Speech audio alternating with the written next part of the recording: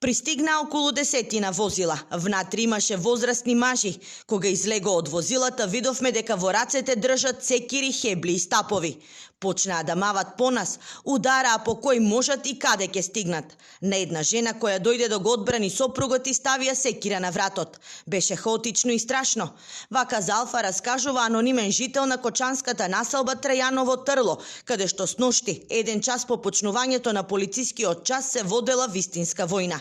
Физичката пресметка помеѓу жителите на населбата и група крадци се случила откако на дело бил фатен малолетен крадец, кој претходно оперирал по нивните домови. Исплашени за сопствените животи, засега никој не сака да зборува јавно за она што се случувало ноќеска. Велат живеат во грч и постојан страф. Очекуваат состојбата да ескалира, доколку надлежните не преземат нешто. Во синоќешната физичка пресметка повредени се 3 граѓани, кои сами побарале лекарска помош. Со контузии на главата и исеченици по рацете и нозете, вчера во итната медицинска помош примени се 3 лица, на кои откако им се санирани повредите се пуштени на домашно лекување, потврди директорот на Кочанската општа болница Александар Серафимов. Се шпекулира дека бројот на повредени е поголем.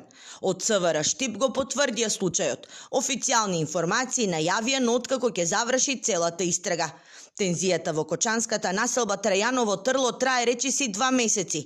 Местното население организираше и неколку протести, барајќи од градоначалникот да им вети спокоен живот, а од полицијата засилени контроли и поголема ажурност во фаќање на крадците, кои во ноќните часови им ги демнат домовите.